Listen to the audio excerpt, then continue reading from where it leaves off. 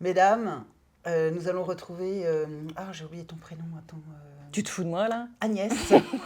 Non, mais c'est parce que j'ai des problèmes de concentration, Agnès. Oh. À cause de... Tu vois, je suis fatiguée. Je sais que c'est à cause du stress, mais il faut que tu m'aides. Est-ce que, s'il te plaît, dans la famille des plantes adaptogènes, tu peux m'aider à me concentrer, Agnès?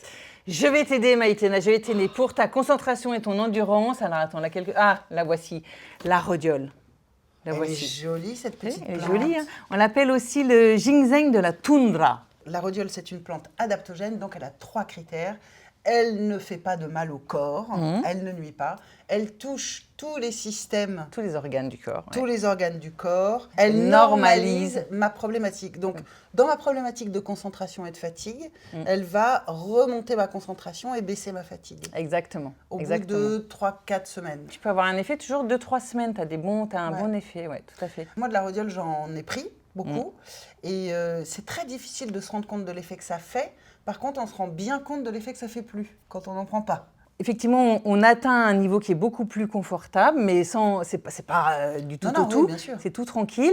Mais par contre, effectivement, quand on les enlève, on peut se retrouver à nouveau dans cet inconfort ou de concentration ou de grosse fatigue physique ou intellectuelle. Ouais. Elle va toucher à nouveau le système hormonal avec les surrénales et elle va équilibrer, normaliser la production de cortisol. Elle va diminuer la fatigue. Elle va aussi beaucoup aider le système nerveux avec des salhydrosides qui vont réguler, normaliser la dopamine. Donc ça, c'est pas mal. Et puis, elle va aussi aider le système immunitaire avec notamment un antioxydant très intéressant qui s'appelle le tyrosol qui va nous aider au niveau des propriétés anti-inflammatoires, normalisatrices, etc. Et je vous rappelle bien entendu, évidemment, qu'en aucun cas on ne parle de pathologie ici. On parle de confort de vie. Si vous avez une problématique de santé, c'est un médecin qu'il faut aller voir, un spécialiste.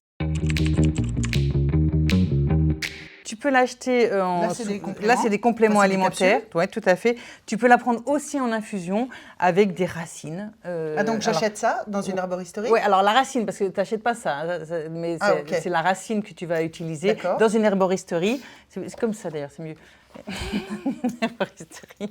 La racine, et là tu peux l'utiliser pareil en infusion ou en complément alimentaire. La rhodiole se prend plutôt le matin, comme elle a un effet sur la dopamine qui est neurotransmetteur au niveau du système nerveux central, plutôt le matin la rhodiole. Merci Agnès. Mesdames,